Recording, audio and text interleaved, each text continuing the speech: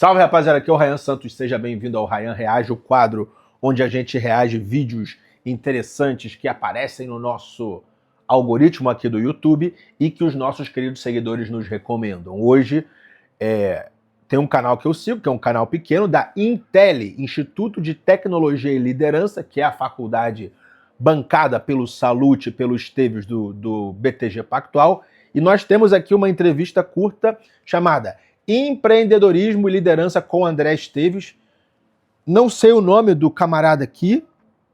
Aqui, tá escrito Davi Bassan, VP da Liga de Empreendedorismo. E ele vai entrevistar o chefão, deve ser aí num boardroom lá do BTG Pactual, e nós vamos reagir a essa entrevista. Quero pedir para você dar o like, se inscrever nesse canal, e vamos lá, editor, vamos reagir a isso daqui. Boa noite. Será que vai ter gol do Ryan hoje? Oi. Boa noite.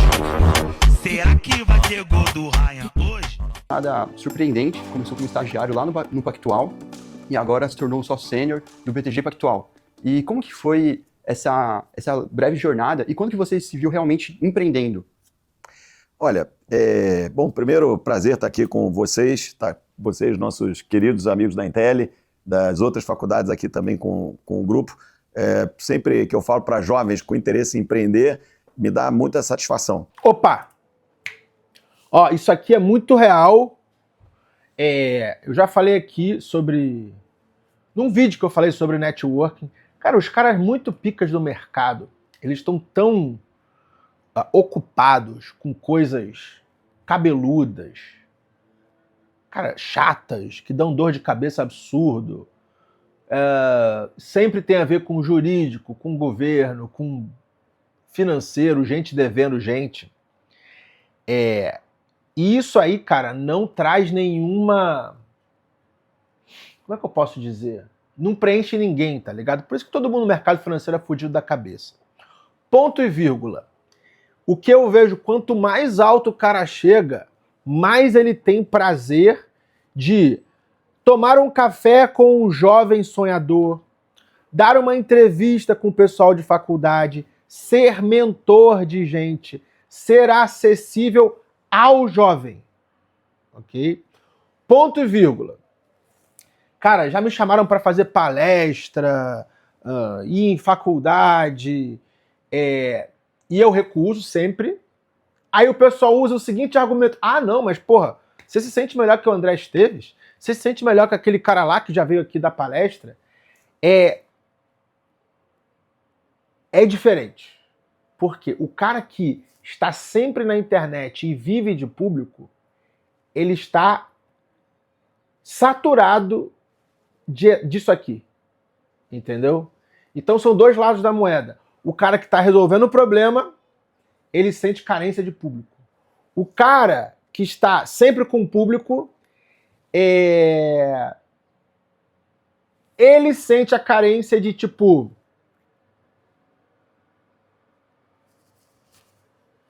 de resolver pica como um grande empreendedor.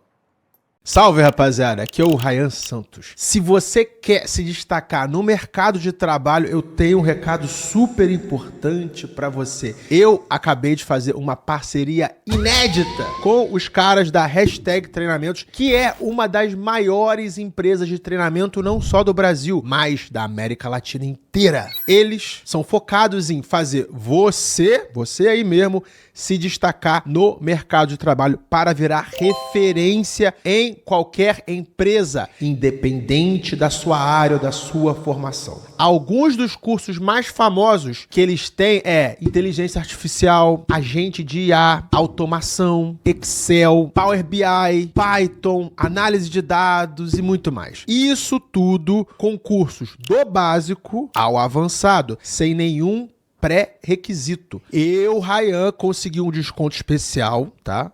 lá com os caras da hashtag, que são meus camaradas, meus brother. Mas eu só consigo garantir esse desconto por poucos dias. Então, pra garantir todos os cursos, toda a plataforma do cara, é tipo a Netflix do mercado de trabalho, por um único valor e ainda com R$500 de desconto. R$500 de desconto. Clica no botão Saiba Mais e já vai estar aplicado o cupom RAIAN, R-A-I-A-M, cupom RAIAN. Vai lá, garante sua vaga, que ainda dá tempo. Tamo junto. Olha, às vezes as pessoas pensam em empreender com um conceito meio limitado. Se você a resposta correta para a sua pergunta é quando é que eu me vi empreendendo, foi no dia que eu pisei aqui, eu me senti um empreendedor. A gente acha que empreender, muitas vezes, é o cara abrir uma startup saindo da faculdade, ou mesmo na faculdade. Mas não é só isso. Claro que isso também é empreender. Agora, dependendo da empresa que você está, você pode ser um empreendedor. Aqui no BTG, eu quero contratar dono para a empresa, eu não quero contratar funcionário, eu não quero contratar carreirista, eu quero contratar alguém que vai ter as minhas ações no futuro. Então, essa é a maneira como eu vejo o empreendedorismo e como foi a minha história. Então, desde que eu comecei aqui no banco, eu me vejo empreendendo. Então, mesmo de estagiário... Caralho. Você quer o livro do BTG? Quando ele tá falando isso aqui, cara, no fundo ele nunca empreendeu. Ele chegou como estagiário na empresa dos outros. E aí ele cresceu ali dentro. E aí o empreendedorismo dele, que foi transformar o Pactual e transformar em BTG, já era o mesmo business que ele fazia. Então ele é o empreendedor que compra empreendedores. Ou mesmo na área de tecnologia, eu era o coder aqui, aí depois fui para a mesa de operações, depois fui ampliando um pouco as minhas responsabilidades. O tempo inteiro eu olhei isso aqui como se fosse meu, muito antes de eu ter ações do banco. E eu acho que isso não só me realizou como empreendedor. Isso é realmente um diferencial mesmo, cara. Eu tive muito problema com o cara aqui na minha empresa, que eles tinham essa mentalidade de funcionário. Só que eu sou um péssimo chefe. Eu odeio ser chefe. Odeio ser chefe. Odeio cobrar as coisas. E aí os caras que realmente ganharam dinheiro comigo e deram certo, eram pessoas que, cara, eu falava 2 vezes por mês, mas eles sabiam o que fazer porque eles tinham a cabeça de dono. Eles sabiam onde o calo da empresa apertava. Então eu entendo que o Esteves diz aqui de ter cabeça de dono, que é a filosofia lá do Banco Garantia, né, do Jorge Paulo Lema. Como impulsionou a minha carreira aqui dentro. Então, você falou da jornada, né? Da jornada, você usou a palavra breve. Ela não é breve, ela é longa. Tem muitas etapas, como qualquer história de empreendedor. Tem os momentos mais fáceis, mais difíceis. O Brasil não é um lugar simples de você empreender, mas oferece muita oportunidade. Tem empresas sensacionais sendo criadas por aí, ou crescendo, se desenvolvendo, lideranças empresariais novas. Então, eu gosto da oportunidade de empreender e acho que você pode olhar isso sob diversos ângulos, incluindo esse que foi a minha história. Perfeito. E entre essas maiores dificuldades, teve alguma que você sente até hoje que impactou muito na sua história? Claro, tem sempre várias dificuldades, né? Mas eu prefiro falar de um momento empresarial que podia ter sido o fim da história, que foi quando a gente vendeu para o UBS. Esse foi o momento, para mim, mais importante e o maior erro empresarial. Porque, no fundo, a gente tinha criado um negócio muito especial e claro, tem uma tentação de você realizar valor. Opa, viu? O sonho de todo mundo que abre empresa, que empreende, é passar ela para outro, vender.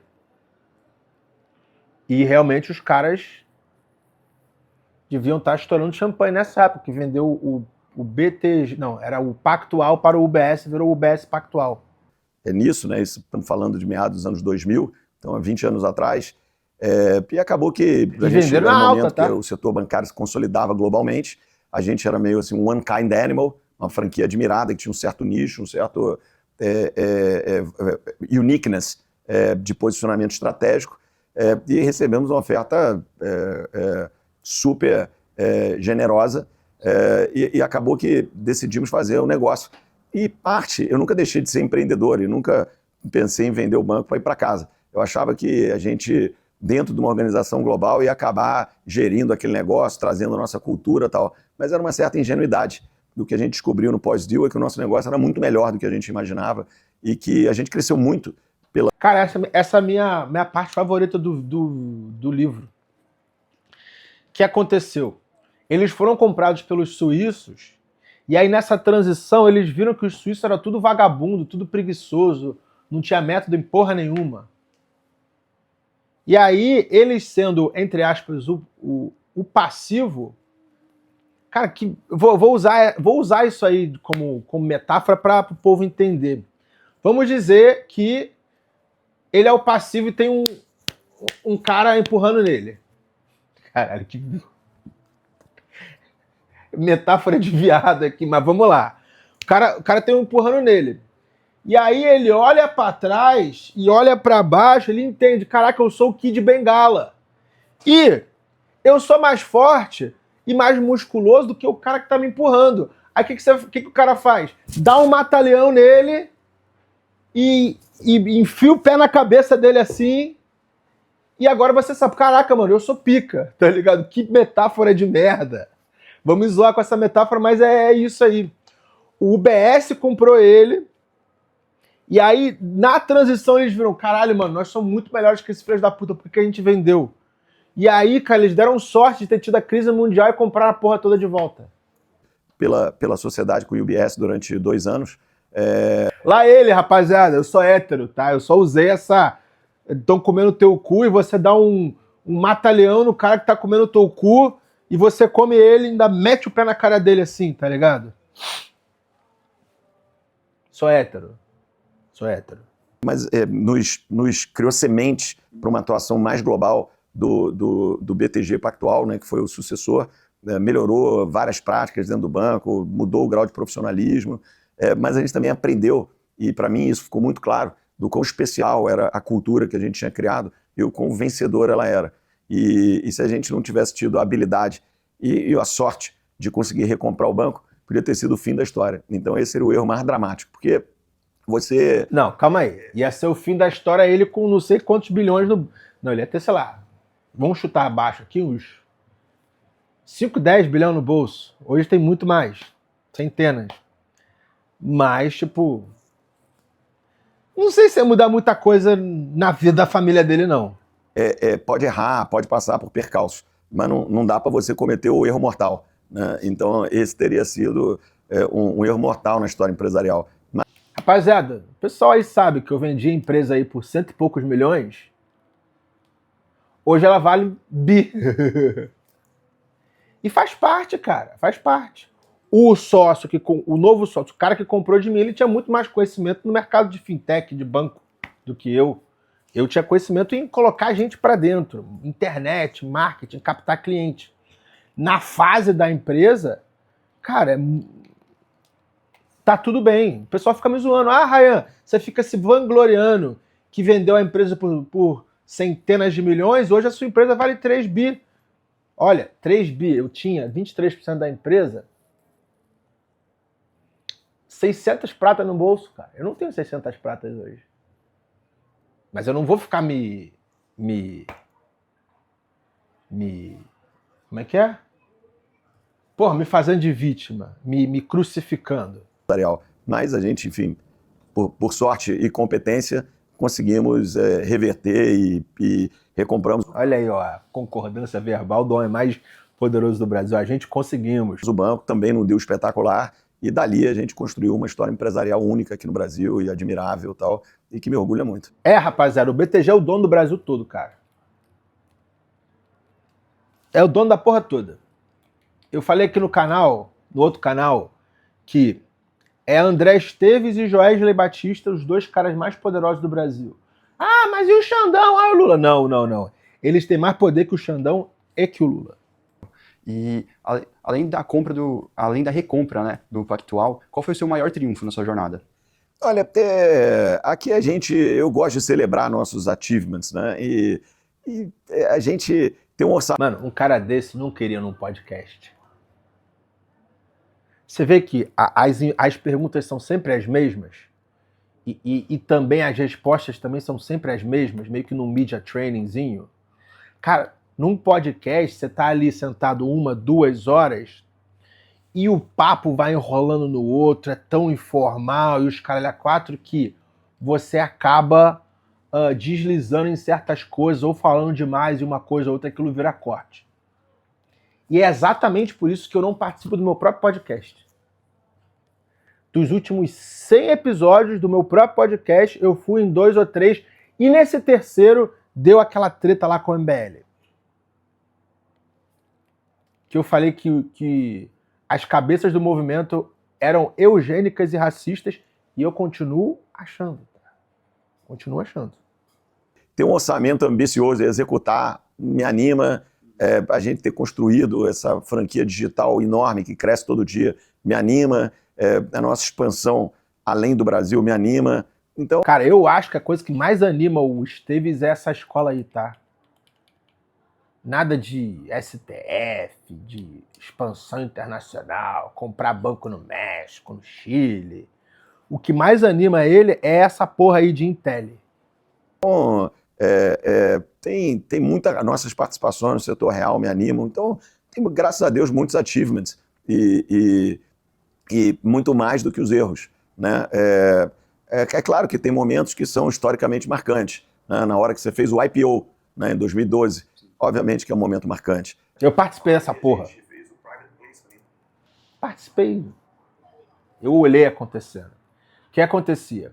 Lá no Citi tinha o analista mais pica aí de bancos, de finanças, era um argentino, brabo pra caralho. Cara, porra, meio mesquinho não, mas ele era ranzinhos assim, cara fechada, mal pra caramba. Daniel Abut. E ele tava, não é liderando, mas tava fazendo esse IPO aí do BTG Pactual. E a mesa dos caras era do lado da minha, e assim, eu trabalhava de 7 da manhã às 7 da noite, os caras do Citi, os caras de banco, né, que estavam fazendo essa porra do Pactual pelo Citi, que era levar o BTG Pactual pra bolsa, mano, os malucos chegavam lá às 7 da manhã, saíam 2, 3 da manhã, cara, e era research, não era nem banking, mano. E aí eu vi assim, porra, esses filha da puta aqui tem... Eu tinha 21, 2012... Eu tinha 21 e eles tinham 30, 33. Eu falei assim, nunca que eu vou ser um cara de 33 anos trabalhando nessa porra aqui. Foi aí que eu comecei a cavar outros projetos paralelos. Eu falei assim, mano, eu preciso sair daqui antes que seja tarde. Isso no meu primeiro ano de banco. Isso em 2010, onde pela primeira vez na história os fundos soberanos globais, China, Abu Dhabi, Singapura, investiram numa empresa latina na primeira vez. E criamos links que duram até hoje. Nossa relação com Singapura, com Abu Dhabi, o JC segue sendo um dos 3 maiores acionistas do BTG há mais de uma década. Caralho. Então, assim, tem muitos momentos... Você não sabia que o BTG Pactual era, no fundo, um banco de Singapura no Brasil. Não é? Se um dos 3 maiores acionistas é o GIC, GIC é o fundo soberano do governo de Singapura. Ô, para essa porra aí, editor, para essa porra aí. Tu quer o Pergunte ao Negão sem filtro, recomendação de livro, áudio, direto do campo de batalha, coisa sem censura e sem me preocupar com o inimigo derrubando minha conta, meus canais? Bom, isso é só na minha comunidade lá. Como eu entro, Ryan? Se você é meu cliente e já comprou qualquer produto do meu livro, curso, treinamento, de 2022 pra cá, você tem o direito a entrar nessa, tá? O link aqui na descrição, o seu e-mail vai bater com o sistema e você tá dentro já. E se você ainda não faz parte, bem simples, é só comprar qualquer produto meu, até mesmo um livro de R$50, R$100, e aí você garante vaga nessa comunidade antes que cortem meu acesso aqui também. Lembrando que, porra, vou postar recomendação de livro, vou postar lição do dia a dia, coisa que vem na minha cabeça mesmo, sem medo de censura. Então, o link tá aí. Bons. Agora, é importante você celebrar o sucesso do dia a dia, que é tão importante quanto esses grandes eventos. Claro, legal. E agora voltando um pouco para a gente fazer um sync com o empreendedorismo jovem. Quando você começou no banco, você se via com algum potencial empreendedor? Quais sinais que o jovem pode ver em si mesmo ou pode tentar desenvolver? Olha, o empreendedor ele é um inconformado. Então, como eu disse, você pode estar criando uma empresinha ou pode estar trabalhando numa organização. Você só tem que ter certeza que a organização que você vai trabalhar vai te dar o espaço para ser um empreendedor. Aqui no BTG eu tenho certeza que dá, mas eu não acho que isso é a realidade de toda grande empresa.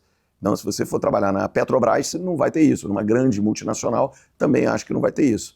Então, aqueles que têm e os estilos são diferentes, né, do tipo de empreendedor, mas é tudo empreendedorismo na veia. E o que eu acho que o empreendedor tem de denominador comum, jovem ou velho, é a inquietação, a vontade de fazer diferente, o inconformismo, o fomo de perder a oportunidade. Isso é o que move o empreendedor, a capacidade de tomar risco. E, obviamente, os bons empreendedores são aqueles que, além de tomar risco, sabem gerenciar risco, fazem do inconformismo virar ação, fazem dessa inquietude novas ideias. Então, não adianta também você... Resposta de Media Training. Resposta de Media Training. Que legal seria o André Esteves num podcast ou numa mesa de cerveja, cara. Ele deve ser muito resenha.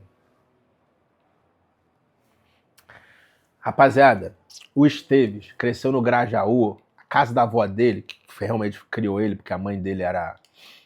Sério, tipo, trabalhava pra caraca. O prédio é o mesmo dos caras do Forfã, a banda Forfã. Tem, sei lá, 10 anos de diferença entre ele e os caras do Forfã. É o mesmo prédio dos caras do Forfã e a família Bolsonaro frequentava esse prédio, porque eles eram amigos dos Forfã, fumavam maconha, mano. Um dos meus sonhos é criar um sitcom, uma série do Netflix com o roteiro desse prédio aí, cara, porque são 3 realidades totalmente diferentes. Tipo, o Esteves saindo dali, criado por vó, a família Bolsonaro e os maconheiros do Forfã, cara. Sonhar é andar com um travesseiro debaixo do braço. Você tem que sonhar, mas sonhar dentro das 4 linhas, sonhar dentro das possibilidades. Você não vai sonhar que vai abrir a janela, você vai sair voando, porque você não vai voando, vai espatifar no chão. Então não é assim que funciona.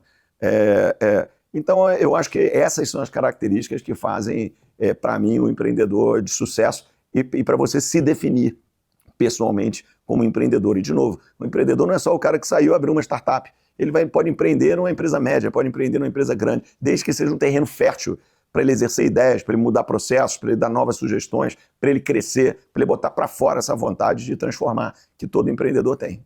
Perfeito, com certeza. Por último, uma última dúvida. Você teve algum mentor durante sua jornada? Qual foi a maior lição que ele te passou? Olha, eu nunca tive assim, um mentor que me... Porra, qual é, cara? Qual é, Esteves? Nunca teve um mentor? P de Paulo Guedes, A de André Jakurski e C de Luiz César Fernandes?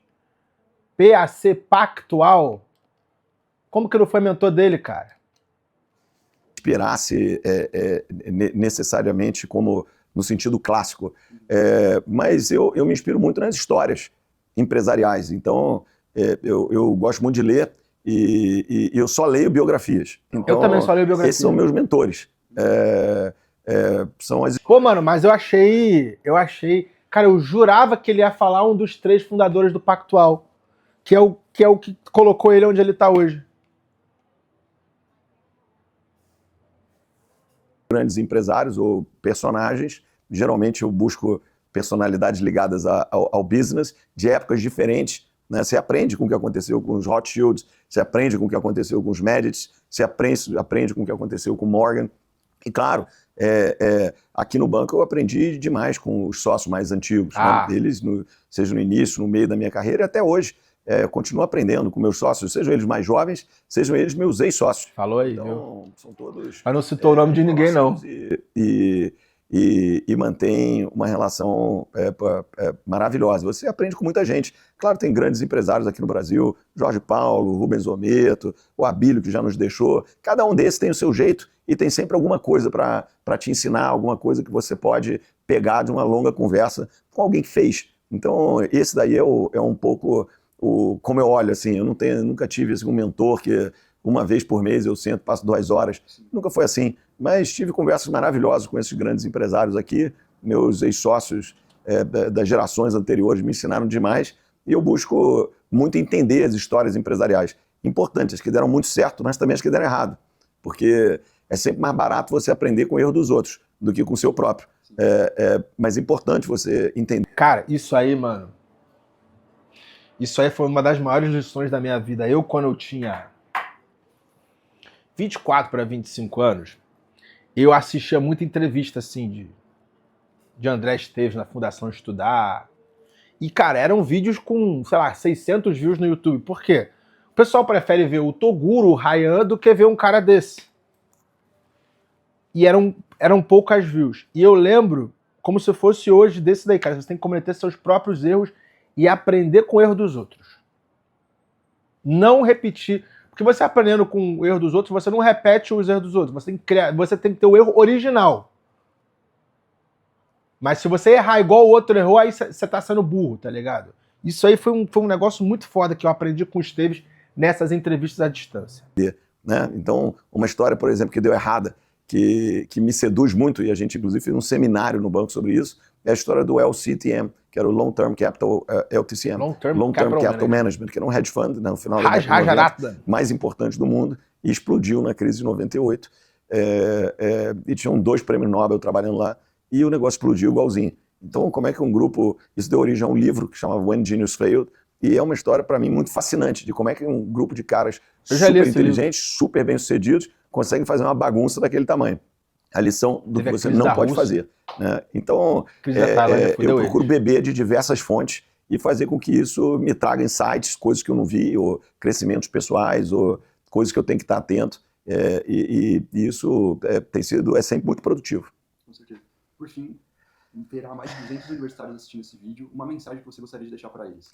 Olha, eu acho que a mensagem não tenham medo, não tenham medo de errar, não tenham medo de fazer, mantenham ambição, não precisa sair das 4 linhas para isso acontecer, cada um vai achar o seu caminho, uns vão empreender dentro de empresas, outros vão criar suas próprias empresas, não existe fórmula, não existe certo nem errado, eu empreendi dentro de uma empresa e acho que sou bem sucedido como empreendedor e muito realizado pessoalmente como empreendedor. Então, a única coisa que vocês não podem fazer é se acomodar, então não se acomodem. Tenham resiliência. A dificuldade vai estar sempre aí, em todos os momentos da carreira. Ela é a única certeza que vocês têm. Agora, a dificuldade, a adversidade, a injustiça, é tudo muito chato. Agora, não é impeditivo para nada. Qualquer trajetória de sucesso passa por isso daí e qualquer um que vá ser bem-sucedido supera esses momentos de dificuldade. Então, não ter medo do erro, conviver bem com o erro, lembrando que o momento mais difícil do erro é quando você olha no espelho. Então, se treinem para admitir que vocês erram, faz parte da vida, só erra quem faz. Não tem problema nenhum em errar. Errar é aprender com o erro e bola para frente. Então, mantenham esses princípios que são simples, mas às vezes eles são mais simples de se falar do que se praticar. E ajudem. Chega de André Esteves. Rapaziada, esse foi mais um Ryan Reage. Quero saber o que você achou aí dessa entrevista do pessoal da Intel com o idealizador da própria universidade deles, André Esteves. E também recomende vídeos. Cara, recomende vídeos do mercado corporativo aí pra gente reagir. A gente tá cansado de reagir aí a pessoal da Red Pill, pessoal de treta. Se tiver um vídeo interessante para me recomendar de figuras do mercado, a gente reage aqui. Tamo junto, é só o começo. Valeu.